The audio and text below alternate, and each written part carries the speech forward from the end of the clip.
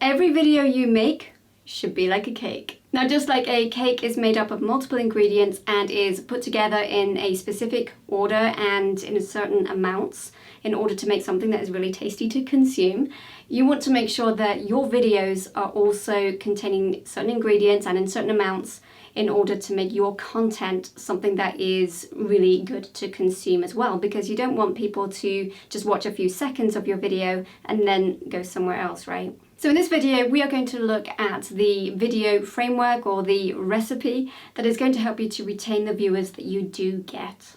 Now, we want to start here because if we get this right, then it is going to really enhance the efforts that we make in other areas of trying to get viewers to consume our content. But if we focus on things like the thumbnails, the titles, the keywords, and other things which are really important, but we focus there first, we might get lots of traffic, but then we're not going to be able to retain those views, and that's what we really want to do. So let's get this framework right, and then all the work that we put into those other areas is going to pay off much more. So let's go ahead and start making a tasty cake or video that your audience is going to want to consume. Hey, I'm Demelza and I'm the founder of Video for Impact, and my mission is to help purpose-driven course creators and coaches maximize their impact through the power of video. Now, every video you make should have 5 ingredients, starting with the hook. Now, this can be a little bit scary, but you actually only have a few seconds right at the very beginning of your video to grab your audience's attention, because if you don't, they're not going to stick around to watch the rest of your content if they've already lost interest right at the very beginning of your video. So the next question you're probably thinking is, what is actually going to be a good hook to grab attention in those first few seconds, right?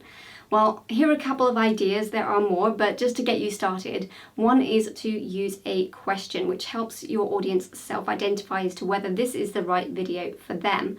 And you could use an analogy, which is what I did in this video with the cake. Now, obviously, there's nothing really that similar to cake and video. It's kind of like a completely different thing. But obviously, there are ingredients that go into a cake to make it consumable. And there are things that you need to be putting in your video to make it consumable. So I was able to use an analogy to basically make that connection and hopefully grab your attention if you're still here. Now, depending on the type of video that you're making, you may also be able to show the result right up front and then show the journey, how they got to that result through the rest of the video. So that's a really good way to get people thinking, I want to achieve that. And then how do you actually accomplish that? So that's a really good option. And then also you want to be specific about the goals that you're going to accomplish in the video. So you could say, I'm going to be talking about this, that, and the other. By the end of this video, you're going to know this, this, and this. And again, this helps the audience identify, I want to stick around for this content. So basically, you want to capture your audience's imagination and address their need or desire right up front so that they know that this is the right video for them to keep watching.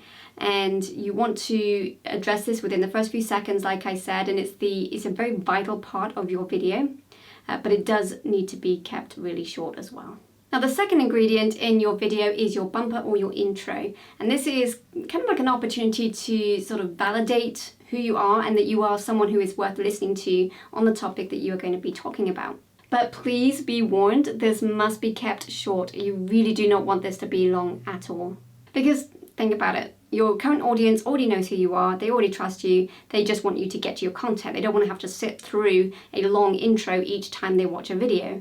And your new audience, the people who are just meeting you, yes, they want to know that you are someone worth listening to, but they're not interested in you at this point. They really just want to know, is this going to be content that's going to be helpful? If so, great, I want to move forward. So I would say this is more of an optional ingredient if you think it will be helpful, but if you do include it, don't overdo it. Don't make it very long at all.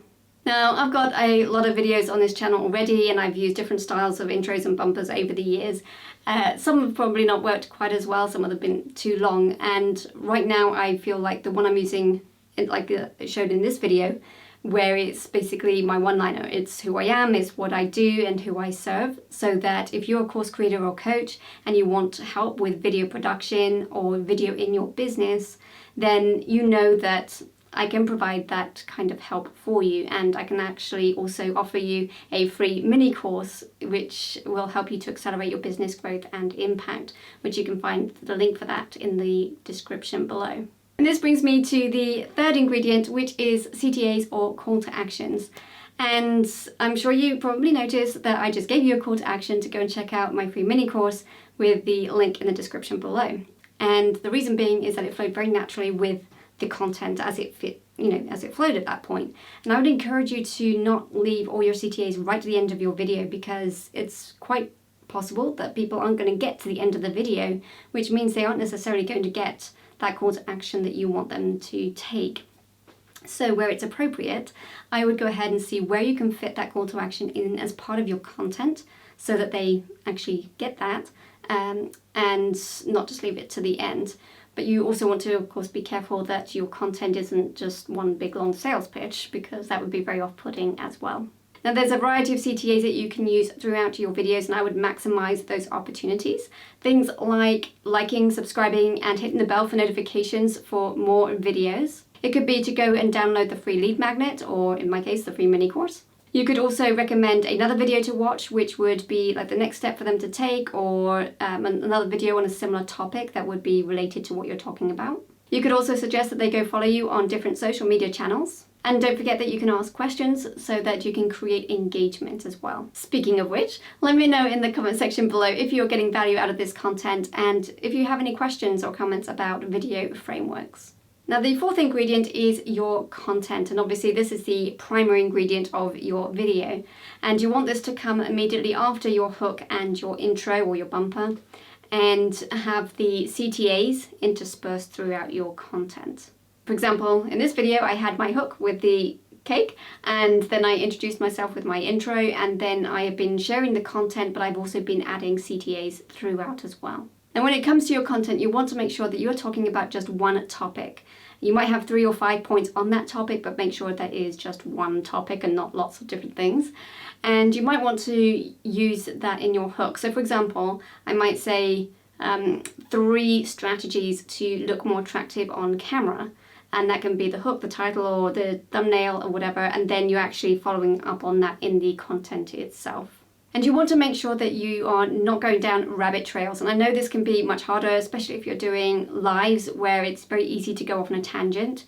You really want to keep your videos concise, whether it's a live or pre-produced video or whatever kind of platform it is. People are really busy and their time is valuable, and they're not going to want to watch a video where there's a lot of rambling and not really keeping to the point of the topic. So as you're going through your videos, keep it concise, to the point, and if it's not relevant, cut it out. Now, the fifth ingredient is your CTA, or your summary, or basically the end of your video. And depending on the type of video that you're making may actually determine what kind of ending that you might want to actually pursue. Now, if you're making a YouTube video, you're probably going to be aware that a lot of people will drop off before they get to the end of the video. So what you don't want to do is add in music and start wrapping things up and making it look like the video is ending, because that's the point at which people are going to be like, okay, the video's ending, I'm gonna leave. And you might still have something more important to say, but you've lost them already. So I would recommend doing what I'm going to do in this video, so you can watch to the end so you see what I do, but it's just to keep up with the content right up until the very last second, and then go ahead and just show the end screen after that. Now, if it's a live that you're doing, then I would recommend actually not doing that and actually doing a summary and CTA, or whatever you want to include in the end part of your video, because not everybody will necessarily have been there the entire time. And so this summary gives them the opportunity to know what they might have missed and might want to go back and actually watch. And also, again, it helps reinforce to those people who've been watching for the last 20 minutes, half an hour for this live that you've been doing, to recap what it is that you've been talking about. And whether it's a live video or a pre-produced video, you want to make your last words memorable, so make them count.